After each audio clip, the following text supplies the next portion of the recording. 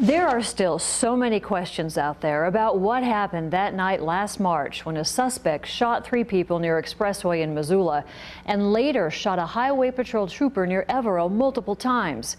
We won't know the details or why this happened until the case goes to court.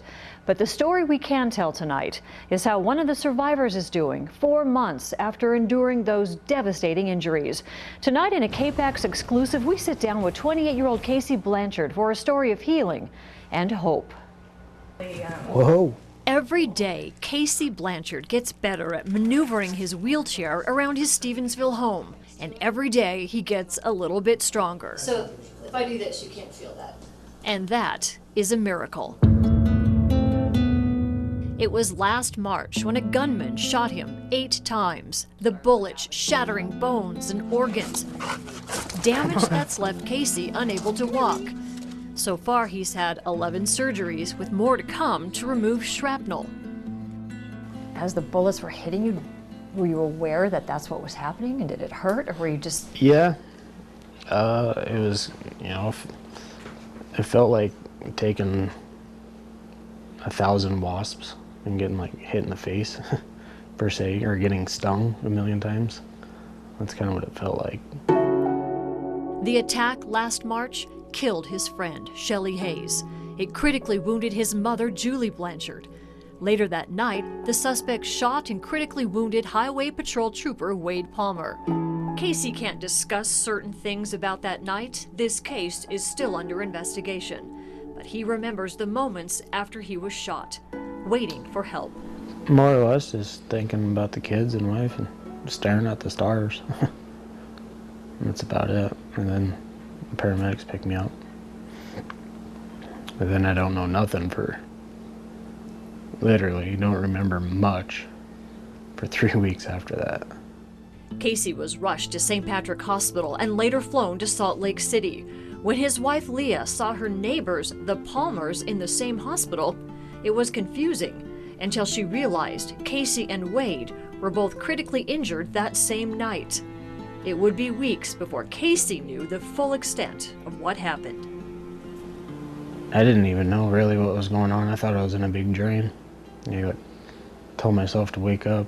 They would have to tell every nurse coming on shift not to say anything, because they didn't want him to decline. Gotcha. And finally he started asking questions like, where are the other 2? What happened? Where's my mom? And the nurses were kind of the ones that said, I think it's time you tell him. He's asking a lot of questions. He's awake. As the months passed, Casey got stronger. In June, he came home to be with his young sons and to start a new life of healing and rehab. We're like, oh no, what are we gonna do? Leah is quick with a smile and a laugh, and she's already worked as a home health aide, so she was prepared for her new role. I have always been a caregiver. This has just been natural for me. I don't want to say it's natural because what happened was super sad, but it has been amazing because I am a caregiver. I love taking care of people. I take care of my kids, and so I didn't think it was abnormal. He's my husband. I love him so much. I could take care of him forever. She also knows her family is supported by the love of this community that's been there from the start. They haven't given up on us either. Just the support has really helped us level out and get comfortable with being home. Settle down. Casey hopes to be back at work at Gomer's Diesel Service and Repair. In fact, they're getting an office ready for his return. And this fall, this family of 4 becomes a family of 5, with a new baby boy arriving in October. Time will tell the extent of Casey's paralysis, but no matter what, he's ready for his future. If you could take me 10 years or so into the future, what do you think you'll be doing? How do you think you'll be? What will you be doing? I see a lot of people that are in wheelchairs, it's half and half. A lot of people just get in a slump and don't, progress, which kind of sucks. But the other half of people, they just take it and just roll down the road. I mean, rather than running, you're rolling. It's not a big deal. So. You're going to be a roller? Yeah, at least for a while, if not for life, so it doesn't bother me.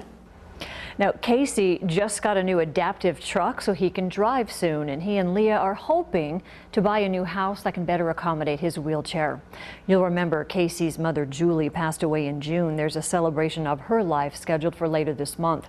Trooper Palmer is continuing his recovery in Missoula with his rehabilitation. The suspect in this case remains in jail tonight.